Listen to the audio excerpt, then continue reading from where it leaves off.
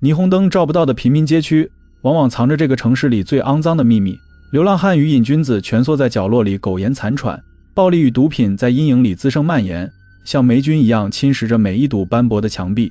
然而比这些毒虫和暴徒更加恐怖的，往往是那些潜伏在黑暗中看不到的东西。今天给大家带来2026加拿大最新伪纪录恐怖电影《执法记录》，第一视角带你走进这片被时间遗忘的角落，体验一把心惊肉跳的感觉。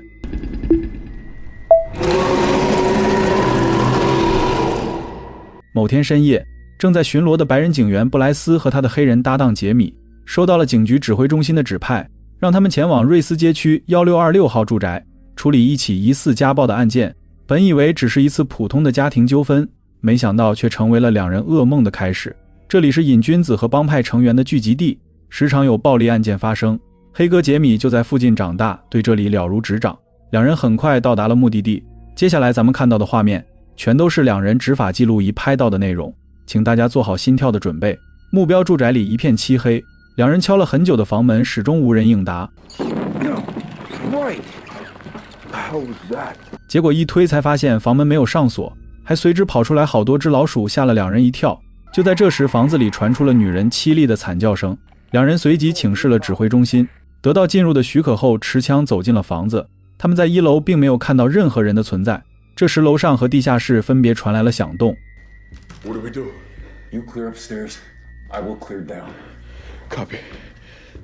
情况紧急，两人决定分头行动。搭档杰米去了楼上，布莱斯则走去了地下室。昏暗封闭的狭小空间里，任何响动都足以刺激到他们脆弱的神经。地下室里空无一人，唯有地板上出现了一个深不见底的大洞，旁边还写着升起的血红色大字。杰米来到楼上，仔细搜索着每一个房间，房间里全都是空荡荡的，好像根本没有人居住似的。最里面的房间突然传出了诡异的呜咽声，猛地推开房门，发现墙壁上画满了诡异的神秘符号，像极了某种不为人知的祭祀活动。声音来自眼前的婴儿车里，走近才发现是一只被掏空了内脏的宠物狗。隔壁突然走出来一个浑身是血的女人，直愣愣站在那里，似乎是受到了极大的惊吓。杰米本想通知布莱斯，却发现对讲机出了问题。 Bryce, I got an unresponsive up here. 布莱斯身边也突然冒出来一个蓬头垢面的男人，面对询问一言不发，怀里还抱着个什么东西。男人不断地慢慢靠近，似乎是想把怀里的东西递给自己。多次警告无效后，布莱斯扣动了扳机。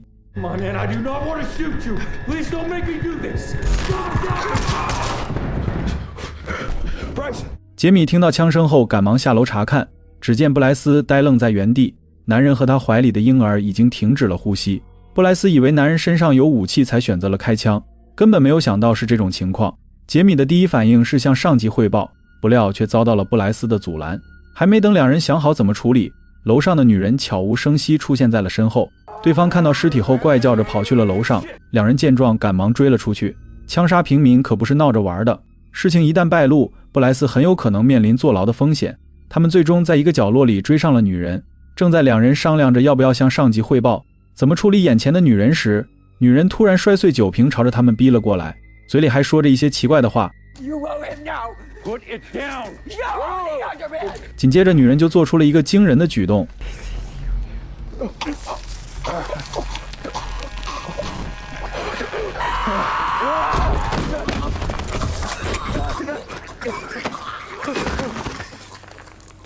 看着疯女人扑过来的一幕，杰米也终于理解搭档为什么开枪了。这对夫妻的精神显然有问题，不是一个正常人该有的状态。杰米依然还是想着向上级汇报，只要解释清楚应该问题不大，但布莱斯却坚决反对。他可不想因为两个疯子丢掉了工作。但是现在还有一个问题，即使两人选择把事情隐瞒下来，但是执法记录仪拍下了刚才发生的一切，又该怎么处理呢？两人扔下女人的尸体回到了房子里，布莱斯让搭档封锁现场，他先去卫生间清洗掉身上的血迹，同时想一想怎么为自己开脱。站在厕所的镜子前，男人一时之间也没了主意，他掏出手机打给了妻子，电话对面传来妻子睡意朦胧的声音。女人已经有了几个月的身孕，现在正是需要人陪的时候，所以布莱斯无论如何都不能出事。他不知道该怎么解释现在的处境，只能随便找了个借口挂断了电话。随后他来到地下室捡走自己的弹壳，准备把所有的责任推给两个死人。男人家暴妻子却被妻子开枪射杀，事后女人想不开又走了极端，这种事发生在2个重度迷恋药物的毒虫身上，完全解释得通。为了做戏做全套，布莱斯又徒手从尸体上挖出了自己的弹头。身为一名正直的警察，杰米虽然不愿意同流合污，却也不想搭档因为2个神经病丢掉了工作。利弊权衡之下，还是选择了隐瞒事实。这片街区每天都有人因为械斗和毒品丧生，根本没有人真正关心过他们的死活。最为棘手的还是执法记录仪里的影像。不过布莱斯也已经想好了对策。随后2人来到一家枪店，先一步下车的杰米发现布莱斯如同被鬼上身似的站在原地一动不动，直到他走过去打了个响指，男人才如梦初醒。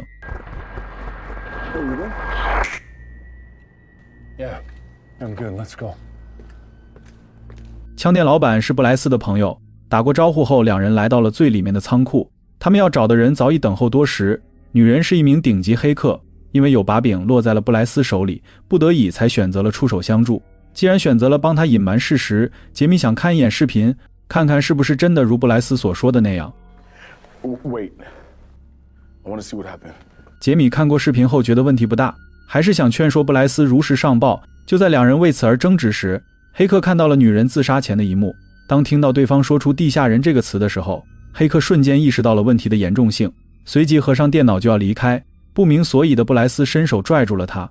We had a deal. I own you, Espo. No, man. He owns you now. 女人的怪异举动让2人摸不着头脑，殊不知他们已经惹上了大麻烦。紧接着控制中心传来消息，有人发现疯女人的尸体后报了警。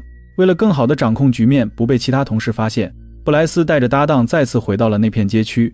但奇怪的是，2人赶到后并没有发现女人的尸体，仅在地上看到了一大片血迹。难道说女人没有死，又或者是被哪个流浪汉拖走了？还没等搞清楚怎么回事，2人就在旁边的墙壁上发现了一个用鲜血涂抹而成的神秘符号。杰米对这个符号无比熟悉，他们去过的那栋房子里就有很多。那么消失的尸体会不会与他有关？这个符号又有着什么具体的含义？眼看附近的流浪汉围了过来，杰米急忙催促着搭档赶快离开，可转过身去才发现布莱斯站在神秘符号前一动不动。 Bryce, we gotta go. Hey, you alright? 鼻子还流出了大量的鲜血，在杰米一声声的呼唤中才恢复了正常，但却对刚才的事情没有了一丁点的印象。事情变得越来越诡异，一股不祥的预感油然而生。可令他们震惊的还在后面。杰米慌忙把搭档扶到了车上，准备将其送往附近的医院，但万万没有想到的是，车子还没有开出去多远，就被一群瘾君子和流浪汉拦住了去路。即便杰米打开了警灯警笛，对方也丝毫没有离去的意思。不得已，男人只能下车驱赶。这群人却说布莱斯拿走了他们的东西。 What did you say? He took something from us. He needs help. Move. Do you think you have any power here?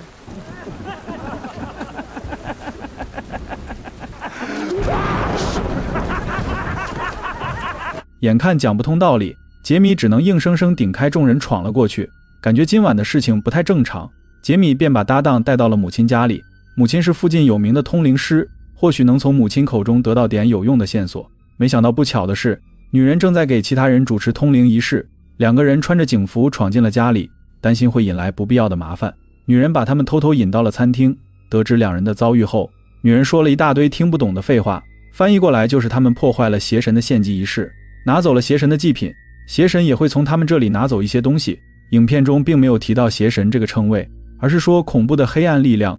为了方便表述，咱们就这样叫着，大家知道什么意思就行。布莱斯看着妻子的照片坐立难安。这时一个小女孩推开了房门，低声呢喃着说布莱斯拿走了他们的东西。不久后，通灵师把小女孩赶了出去，还说让她记住脑海中的那个画面，守住自己的那道光等等一些莫名其妙的话。随后通灵师抓住布莱斯的双手，询问当时发生的一些细节。听完后，通灵师告诉布莱斯，这里与外面是2个完全不同的世界，枪和警徽在这里没有任何威慑力，这里的人有他们自己的行事规则和信仰习俗，他们所能做的只有尊重，一旦触犯禁忌，将会是非常麻烦的事情。布莱斯也给通灵师讲述了自己发呆时脑海中闪过的画面，妻子正站在家门口向他招手，可就在他想走过去的时候，却发现妻子背后还有另一个模糊的虚影。另一边的杰米在母亲家里四处闲逛，他在楼上看到了死去妹妹的照片，紧接着也遇到了那个小女孩。女孩说了同样的话后转身离去，杰米好奇跟了过去，却发现母亲家里的访客可不止他们3个。Sorry. You take something from him, he takes something from you. 预感到大事不妙，通灵师让布莱斯赶快回去陪着妻子，显然是有人要对女人动手，还让儿子杰米陪着他一同过去，相互之间有个照应。路上布莱斯一直拨打妻子的电话，很可惜始终无人接听。两人打开了警笛，一路飞驰，没想到最终还是来晚了一步。大门上被画上了那个诡异的符号，房子里漆黑一片，哪里都没有找到妻子的身影。就在这时，客房里传来了女人的求救声，但里面并不是布莱斯的妻子，而是之前他们求助的那名黑客。女人本来正在家里休息，睁开眼就莫名其妙出现在了这里，还大声嚷嚷着是布莱斯把邪神引到了家里。帮他松绑后，女人突然吐出一只活生生的老鼠，紧接着就出现了恐怖的一幕。Jesus Christ. Who are you? What have you done with Michelle? 黑客随即变了一个声音，嘲笑布莱斯身为警察却保护不了心爱的女人，显然是邪神上了他的身体。随后女人开始怪叫着张大自己的嘴巴，杰米见状赶忙拉着布莱斯离开。很显然从他嘴里得不到任何想要的信息，两人坐上警车后疾驰而去，通讯设备全部失灵，他们仿佛是被邪神禁锢在了这片区域。正在两人猜测着从对方手里拿走了什么东西的时候，杰米突然在路边看到了那群拦车的流浪汉，他们或许知道点什么。布莱斯情绪激动，掏出手枪逼问妻子的下落。男人笑而不语，带着他们走进了旁边的废弃公寓楼。这里阴暗潮湿破败不堪，很有可能就是这群流浪汉的落脚点。越往上走越不对劲，天花板上长满了大片的霉菌，墙上还写着坠落才会升起，低下头才能看见神明，诸如此类的标语。布莱斯再次流出了鼻血，邪神的恶意正在慢慢侵蚀着男人的身体。流浪汉把他们带进了514号房间，514正是布莱斯的警号，似乎冥冥之中邪神早就选中了他。房子里那对夫妻只是引他上钩而已。Room 514, that is my call sign. None of this is an accident. We didn't just happen on this fucking place. 但现在来不及考虑太多，布莱斯只想知道妻子的下落。但令两人气愤的是，不管他们问什么，对方的回应只有一句话：你们从他那里拿走了什么，他也会从你们这里拿走什么。布莱斯的耐心已经耗尽，他直接拿枪抵住了对方的脑袋。Now where is she? 杰米看他情绪过于激动，也掏出了配枪，并试图劝说流浪汉好好配合。但万万没有想到的是， You take some from us, we take some from you. 仅有的一丝线索也就这样断了。布莱斯转身来到卫生间，锁死房门，他需要找个地方好好发泄一下。稍事平静后，浴帘后面突然出现了一个女人的身影，猝不及防给男人吓了一跳，对方竟然是死去的那个疯女人，抱着自己的孩子慢慢靠了过来。杰米担心布莱斯出现什么问题，此时正在外面疯狂地踹门。Took something from me. Now I take something from you. 恰在此时，杰米闯了进来，但男人似乎已经失去了自我意识。卫生间墙面上也出现了那个诡异的符号。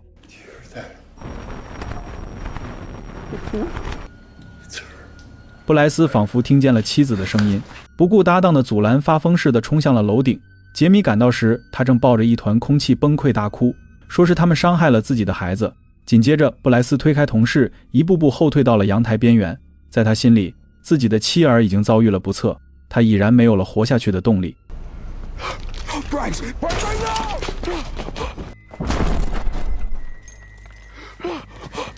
杰米慌忙就要下楼，却在走廊里遇到了死去的流浪汉。邪神借用男人的尸体给杰米带话，曾经有很多人试图反抗他，但都失败了。杰米的母亲也不会例外，终将为自己的行为付出惨痛的代价。男人被吓得一溜烟跑到了楼下，警车上布莱斯的尸体早已不知所踪。杰米想开车逃走，车子却怎么也打不着火，预感到可能会遭遇不测，他对着执法记录仪录下了自己的遗言，想让更多的人知道今晚发生了什么。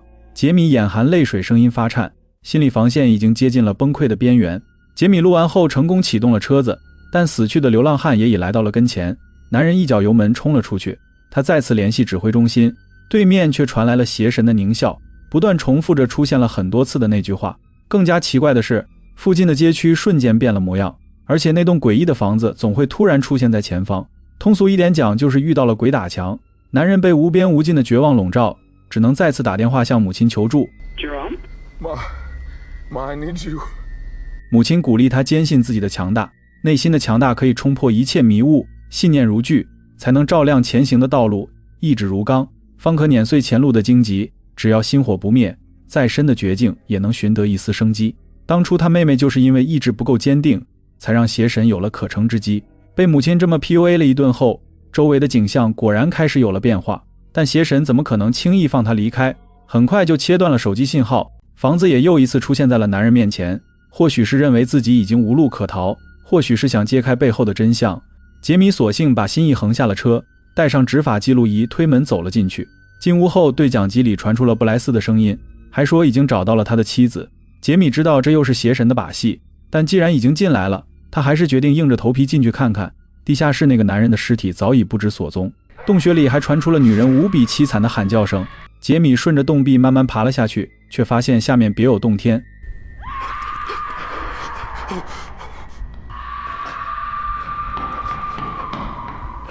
时不时传来的惨叫和一闪而过的人影，简直要把男人当场吓死。他循着对讲机里传出的微弱电流声步步深入，很快就在最深处的房间里看到了众人的身影。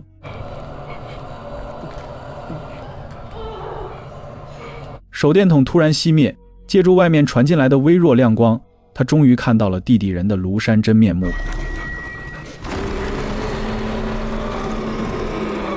杰米被吓得转身就跑，但这个时候想离开已经为时晚矣，最终还是被抱着孩子的搭档堵在了角落里。紧接着死去的妹妹也随即现身，劝说男人跟着他们一起坠落，只有坠落才会升起，这样他们就可以像家人一样待在一起了。杰米鬼使神差慢慢压低了手电筒，紧接着脚步声响起。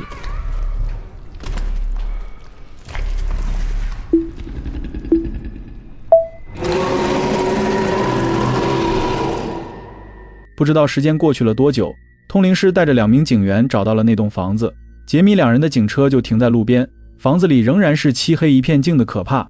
警员刚准备向指挥中心汇报情况，通灵师就迫不及待闯了进去。女人带着他们径直来到地下室，只见杰米背对着他们站在洞口，任凭怎么呼喊都没有反应。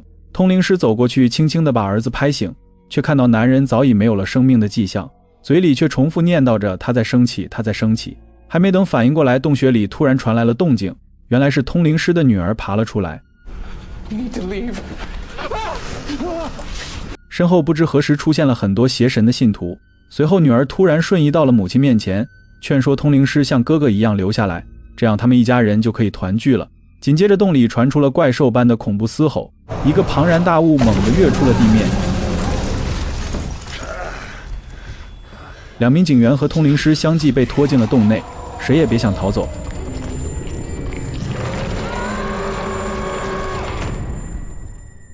以上便是加拿大最新伪纪录恐怖电影《执法记录》的全部内容，我还是会把原片放到老位置供大家自行欣赏。喜欢视频的朋友们订阅关注点赞收藏支持一下，我是大嘴，咱们下个电影再见。